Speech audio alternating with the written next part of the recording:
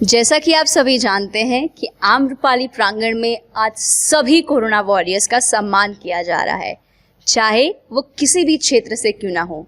तो इसी श्रेणी में आज हमारे साथ जुड़े हैं डॉक्टर PS भंडारी जी, जो कि बृजलाल हॉस्पिटल में जॉब करते हैं, एक नर्व सर्जन है, राइट सर? पहले तो मैं आपका तो पहले तो मैं आपका बहुत स्वागत करती हूँ सर। आपने हमारा इनविटेशन एक्सेप्ट किया और आप हमारे बुलाने पे यहाँ आए, उसके लिए बहुत बहुत धन्यवाद। सर, मैं आपसे ये जानना चाहूँगी कि कोरोना काल जैसी महामारी में आपके हॉस्पिटल में भी बहुत पेशेंट्स आए होंगे कोविड के, राइट? तो आपका क्या रोल था being a nerve doctor? Profession वही है लेकिन थोड़ा सा एक वो था ना डिफरेंस 1 to CD का वो है, लेकिन still your role, what was your role कि आपने पेशेंट्स को कैसे हेल्प किया? What could you do? जैसा कि आप लोगों को पता है कि इस दौरान पिछले 1.5 साल से हम लोग कोरोना से जूझ रहे हैं और जिस हॉस्पिटल में मैं काम करता हूं उसमें भी बहुत सारे कोरोना पेशेंट भर्ती हुए थे। और केवल कोरोना पेशेंट नहीं, हम लोगों ने उस दौरान उन मरीजों का भी इलाज किया जो ट्रॉमा की वजह से अपाहिज हो जाते हैं, चोट लग जाती है। तो इस तरह से कई लोगों का हमने अपना रिस्क लेकर के उन पेशेंटों का ऑपरेशन किया। और जिस तरह का काम मैं करता हूं, जिसे हम लोग ब्रेकियल प्लेक्सस सर्जरी या पेरिफेरल नर्व सर्जरी कहते हैं, जिसमें ट्रॉमा के बाद किसी एक्सीडेंट, रोड साइड एक्सीडेंट के बाद में चोट लगने से मरीज़ का हाथ काम नहीं करता, पैरालिसिस से हो जाती है, उसमें हम ज़्यादा वेट नहीं कर सकते हैं। यानी कि कोरोना ख़त्म होगा तभी हम ऑपरेशन करेंगे, क्योंकि उसमें समय की पाबंदी होती है नर्व सर्जरी में।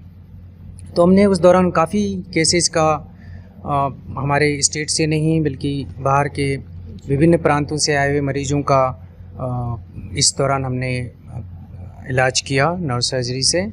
और आपको जानकर खुशी होगी कि केवल हमारे देश के ही नहीं, इस कोरोना पेंडेमिक के अंदर जो पेशेंट हमारे आए वो सुदूर देश जैसे Africa, Iraq, Myanmar, Bangladesh, Nepal, हर जगह से आए और हमने उन सब का इस कोरोना के दौरान इलाज किया।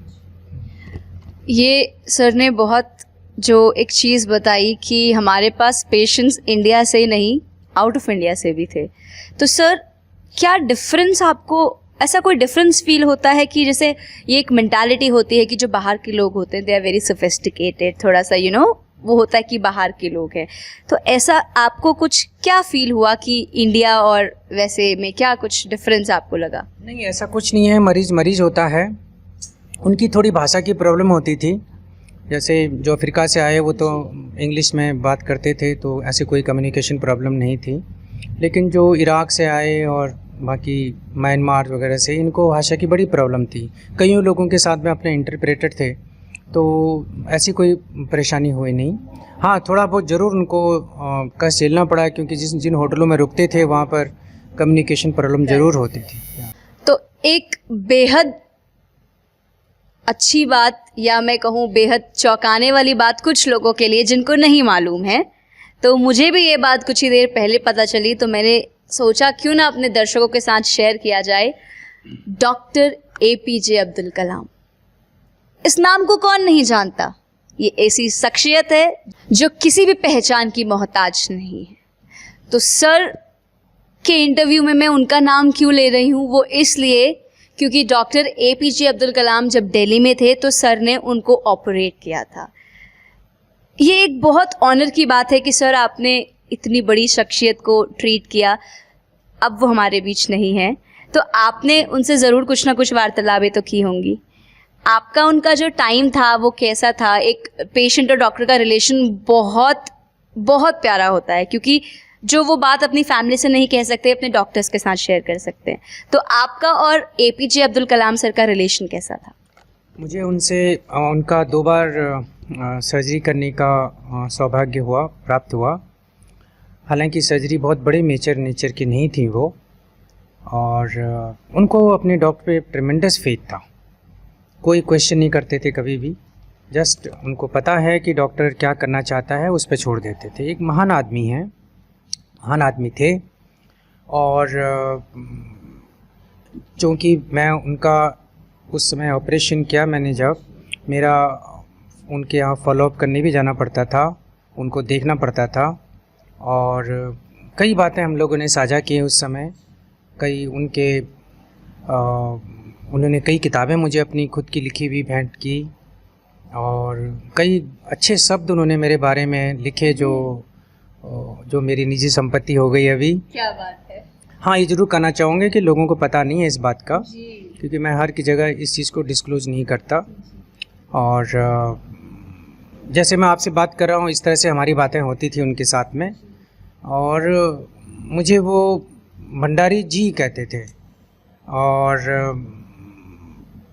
हम लोग काफ़ी अकेले में काफ़ी बातें करते थे, और मुझे ऐसा लगा कि इतना महान आदमी, मुझे उनसे काफ़ी कुछ मुझे सीखने को मिला, और काफ़ी अच्छे जिसे कहते हैं हम लिसनर। ऐसा नहीं कि बात को बीच में कभी इंटरप्ट करेंगे, he will give you time to speak, और अच्छी तरह सुनेंगे।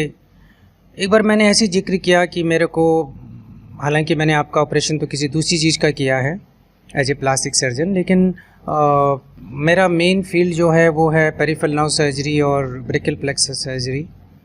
वो बड़े उत्सुक हुए कि ये क्या होती है, ज़रा मुझे बताओ। उन्होंने बड़े ध्यान से सुना और मुझसे पूरी जानकारी ली, और मैंने बताया भी कि इस बारे में मैंने कई जगह पर अपने आर्टिकल्स वगैरह पब्लिश किए हैं और इस सर्जरी के बारे में। जब अगली भेंट में उनसे मेरी मुलाकात हुई उनकी लाइब्रेरी में, तो मैं क्या देखता हूँ, उन्होंने उस आर्टिकल को इंटरनेट से डाउनलोड कर रखा है। वो पूरा आर्टिकल वो पढ़ चुके थे, और कई चीज़ें उन्होंने अंडरलाइन की हुई थी, और मुझसे पूछ रहे थे कि इसका मतलब क्या होता है, इसका मतलब क्या होता है। शायद इन्हीं वजहों ने उनको इतना महान बनाया। बिल्कुल सर। या तो जैसा कि हम जानते हैं कि जो APJ अब्दुल कलाम सर के बारे में आपने बताया कि वो एक बहुत शांत पर्सनालिटी थे, तो मुझे आपसे बातचीत करके वाकई ये रियलाइज़ हो रहा है कि आपके अंदर भी उनके बहुत सारे गुण हैं जो मौजूद हैं, क्योंकि जिस तरीके से आपने उनके बारे में बताया वो मैं आपकी छवि में देख सकती थी। सर, आपसे बात करके मुझे बहुत कुछ जानने का मौका मिला।